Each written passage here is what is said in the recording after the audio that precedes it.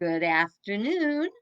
It's me, Alicia, and welcome to Life on the Light Side. You'll notice, oh, haircut. Did you notice that? You want to talk about on the light side? I have lightened up. I was going to try to wait another week before getting a haircut, but my sister called me today and said, I need you to come over and do something. How about if while you're here, I give you a haircut? Yeah. She's had both her shots. I've had both my shots. There's nobody there but us. So I figured it was worth a shot. And I have lightened up. I can't tell you what a relief because I was so weary of every day looking at that hair. And it was, as you know, going through the ugly stage. And, once you get past the ugly stage, it's kind of nice, to have longer hair. I've had it several times, used to wear it down below my waist. And I think the last time I had it like that was probably around 2000 uh 10 or 11, whenever the EB oil spill happened. That was the last time I had super long hair. I got it cut uh twice. I got my hair cut to donate. The first time was to Locks of Love, and the second time to help fight the oil spill. So I really knew I was not going to get past the ugly stage this time. I just, I just didn't want to bother with my hair that long. Besides, it's harder to put the color on the longer hair. So, and the color of my hair keeps me on the light side. So why not? Well, welcome to Thursday's Life on the Light Side. And if you've never joined us for Life on the Light Side before, welcome. Hope you have a great time. Our purpose is to simply take a break during our days, during our lives, to lighten up. It's a kind of dark and dreary world out there sometimes, and we tend to get weighted down by the issues of what's going on and being home all the time, being locked in. I'm thinking it's spring. It's time for us to get out there and get back out into the world. Well, all in good time. This might seem just very light side stuff, but the point is, we seriously are experiencing dark times. And it seriously is a wonderful idea to stay light. It helps us get through it. So, again, first time, welcome, enjoy yourself. Today's story day. So, it's a day that I share one of the stories I've written. And I hope you enjoyed that. And of course, we're going to do our National Day calendar. So I suggest if you've not done this before and you want to check out all of our Life on the Light Side videos, go to YouTube, type in uh, Life on the Light Side, LITE is Light Side, and Alicia Leslie, and you will get all the videos we've done in this series. Uh, okay, so let's go to the National Day calendar for today. And today is Grammar Day, National Grammar Day. And it was actually, I can't remember where, I think it was instituted in as a national day, like in 2000, 1998. Doggone it, I didn't write that one down. But it was started by a woman who is a member of the Society for Promotion of Good Grammar. That's a two-sided thing because grammar, it can be so challenging. I still don't understand dangling participles and past participle little pieces like that. Um, it's difficult. Punctuation is difficult for me. But what I try to look at it as that the words are vehicles for carrying our thoughts and feelings and ideas.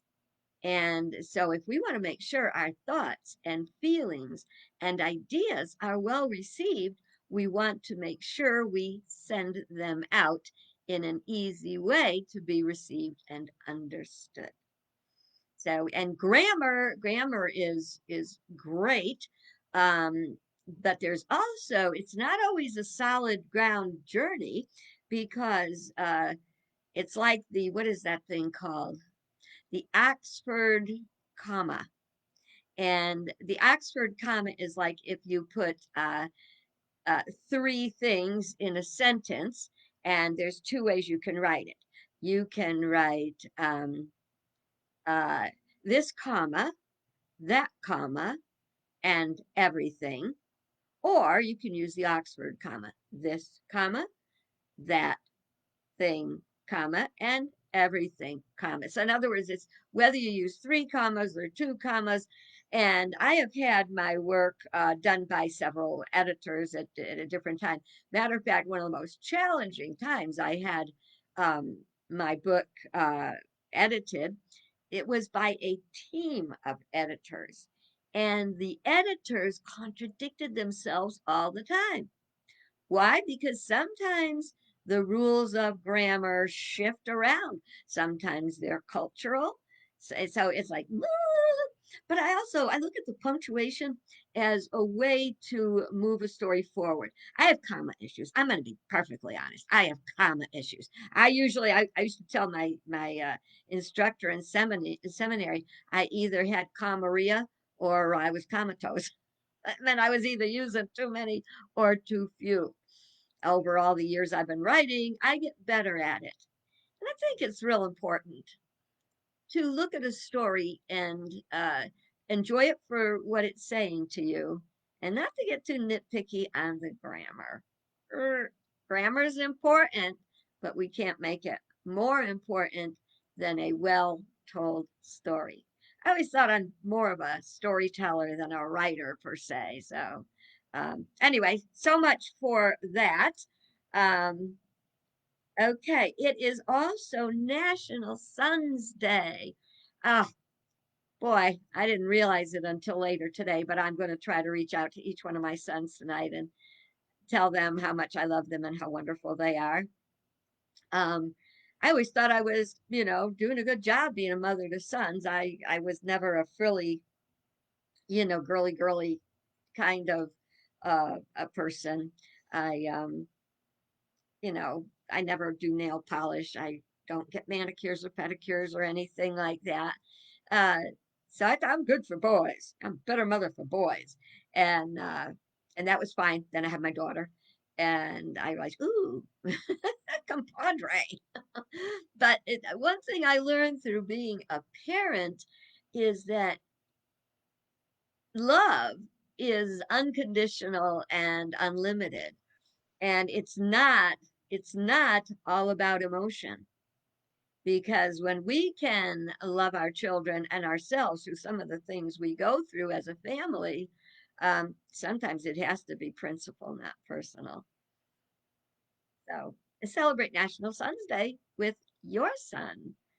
Okay, and it is Hug a GI Day. Well, we're not hugging anybody yet. So it goes. I didn't even hug my sister after that haircut. We kept our distance, got the job done, and that was that. But we do certainly want to, shall we say, enfold our GIs with love and thanks for doing a job that nobody should have to do.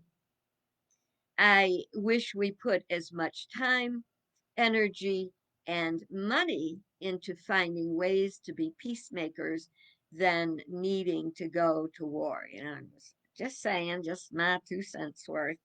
But do send love to anyone who is serving or has served in the military. Very important. Interesting point I learned as I read the National Day calendar, and you can go online and just Google National Day calendar or hashtag National Day calendar. But GIs, what how that word, the term evolved was from a supply term.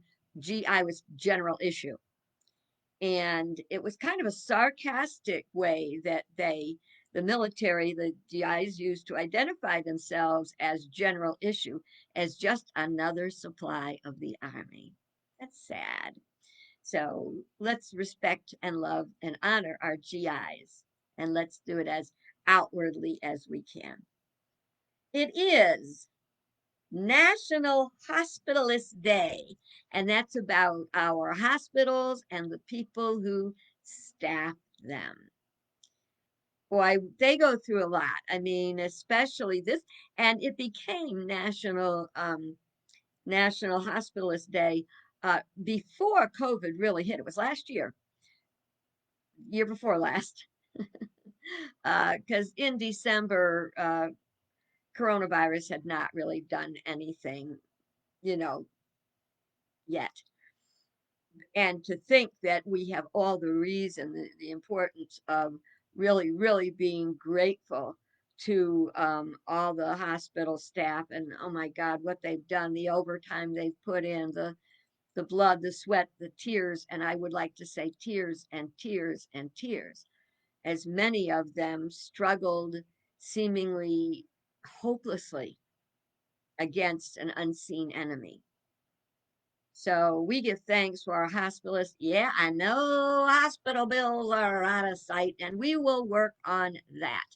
Matter of fact, there was someone I watch on YouTube videos this morning, and she was talking about she had just had to go to the hospital. She's from Canada, and she'd gone to the hospital for a heart issue or chest pains, and found out she has extremely high blood pressure. So she used the platform of the media to reach out and to tell people, especially women, about the importance of watching their blood pressure. And she praised that in her country they have got um, national medicine. Everybody. She said, I think that medical care is something that everybody should have, and we're not there yet. We're still nitpicking and fighting and trying to find a way to provide it for everyone.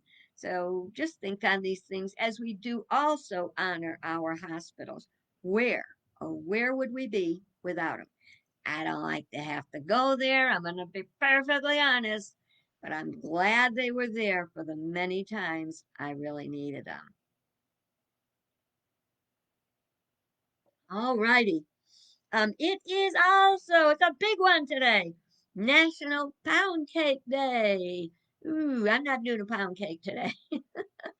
But if a piece walked into my house, I certainly wouldn't deny it. But I want to be real candid with you here and share something. I am doing better every day with the side effects from my second COVID vaccine. And it still has a little bit of effect on me. I tend to get really a little tired, especially in the afternoons.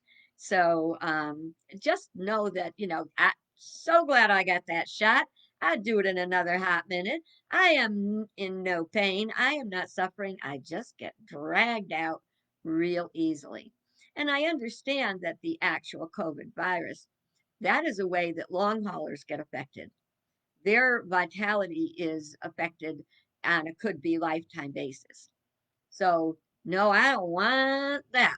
So, I am glad I got my vaccine. And if necessary, I'll get another one when they find something to deal with the new strains, and I'll get a booster every year if I have to. I mean, and besides, who could complain about laying low for a week or two? Sounds good to me. Okay. Um, National Marching Music Day.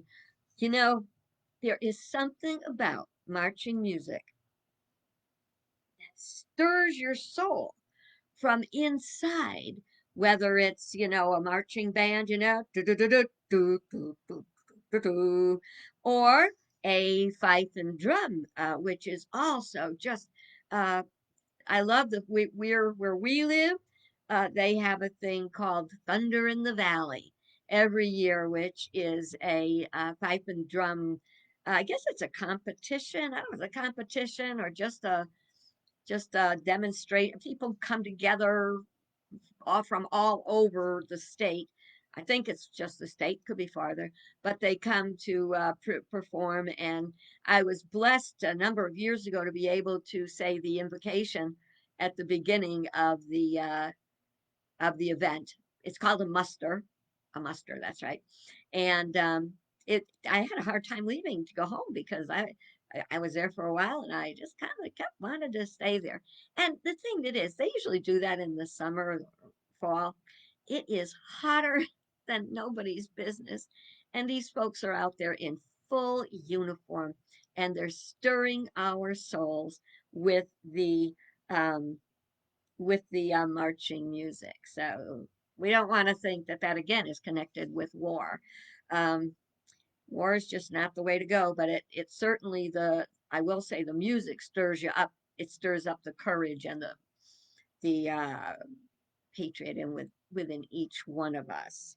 And okay, and so it is a story today, and I want to talk a little bit about my stories. Um, my stories are not typical stories. It has been suggested by my writers group that I should get a little bit more, evil, a little bit more dark, a little bit more whatever. That's not my genre for sure. My stories fall more along the lines of parables. They're about everyday people handling everyday issues and having to handle them in an upbeat, lightened up way. Yeah, I try to get them a little dark sometimes to contrast the light of the story. Today's story won't be like that, but I do consider myself more a writer of parables, and parables are earthly stories with heavenly meanings. And it was a way that Jesus taught, where he used some some principles that could make people offended if you think he's talking about me or we get it's easier to help someone to see an error, even their own behavior, if you say something like, there once was a man, instead of saying you. There once was a man who had a son, and so it's not you, so you don't have to be defensive, you can listen. And so I think it's like that. Sometimes I tell stories and I'm hoping that people will look within themselves and find a way to handle their own life circumstances in a different way than our normal human nature does. So, okay. And Cheryl just said, and I truly appreciate it. Oh, wow, your stories are great. We don't need dark or negativity all the time. You know, today when I was watching a little TV, um, they have commercials on, of course, and they had commercials for both video games and movies. And the degree of violence and blowing things up and negativity and hatred and the enemy, it just wore me down. I don't want to go see stuff like that. I want stuff like that. I can look at the doggone headlines. We're so busy wanting to fight off the bad guy. Why don't we learn about how to transform the bad guy? Should I write a story about a war? I don't know. I don't know. Not my style. But today's story is called Nostalgia. I don't think I've told it to you yet. It's hard to remember sometimes because I tell so many. So today's story, Nostalgia. Settle in, relax, pull up your blankie. Lisa sat at the kitchen table, gazing out of the window, sipping her morning coffee. The sky was dark and gray, which she felt perfectly matched her mood. The steady downpour of rain falling from the sky, splashing into puddles that had formed in the backyard, were a visual image of what she was feeling in her heart. What happened to my life? She wondered. An overwhelming wave of nostalgia washed over her, as she felt tears of frustration and grief fill her eyes. She ached for the arms of her husband, who had died almost 2 years ago. Tonight would be her 65th birthday party. Against her own misgivings, she had agreed to allow her children to throw a party in honor of the big event. She didn't want to be 65. She did not want her life to be over.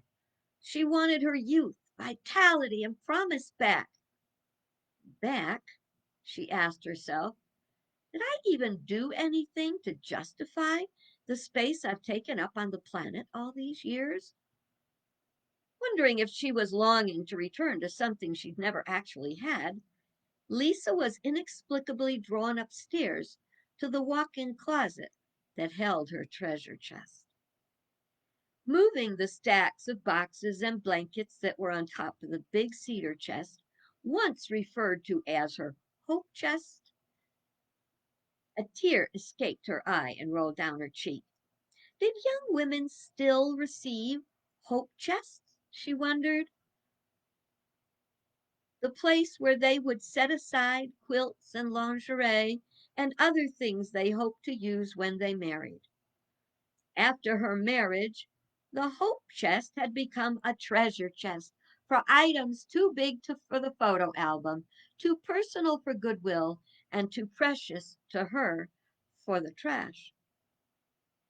The lid had to be coaxed open as it had been in the closet in the closed position for so many years. As she opened it fully, the light, sweet scent of cedar wafted into the closet. Within the chest, she found high school academic and sports awards and certificates. She found ribbons from her canned goods entries at the county fair, trinkets and mementos from vacations, baby shoes, and handmade cards from her children. Her reverie was broken by a knocking on her front door, which was followed by the sound of the door opening and the voice of her 8-year-old granddaughter, Savannah. Nana! Nana! She called out. Where are you? Lisa remembered that she'd told her daughter that she would babysit Savannah so they could set up in the hall for the party. By the time Lisa stood up and walked to the hall, Savannah had bounded up the stairs and thrown herself into her grandmother's arms. Nana, she said, followed by, You smell funny, which was followed by an embarrassed, Well, not bad, just different. The fragrance of the cedar had followed Lisa out of the closet. Oh, I have something very special to show you. But first, let's go downstairs so I can talk to your mom. Heather, Lisa's daughter, did not notice or mention the fragrance, but did notice that her mom looked like she'd been crying. Mom, she asked with concern, are you okay? Lisa shooed her on her way, assuring her that everything was fine, wondering to herself if that was a fact. Then Lisa and Savannah climbed back up the stairs to the closet that held the treasures. Savannah was totally impressed with her grandmother's treasure trove. As each item emerged, it did so with a wonderful story of her grandmother's life. It also started building a bridge for the future. Holding county fair ribbons, she wanted to learn how to make pickles and chocolate chip cookies. She wanted to be taught how to knit as she oohed and ahed over all of it. As they looked and laughed and shared stories, Lisa's heart became lighter and lighter and more joyful. When they took a break to get some lunch, she realized her nostalgia was gone. It had been replaced with a sense of serenity and gratitude for her many blessings. I lost my place. I'm sorry. She discovered that not only had the life she lived justified the space she took up on the planet, but there were many, many more adventures ahead of her. Later that afternoon, dressing for the party, Lisa realized The best remedy for nostalgia is gratitude for the good of the past and hope for the future. I hope you enjoyed that story. And if you happen to get an attack of nostalgia, that you think not that it's gone, but that it was, and it will always be real within us. And it's time for me to toddle off now. I'm going to have a visit with my great grandson, thanks to Portal. So until tomorrow, have a bright, beautiful, better than average day. Bye bye.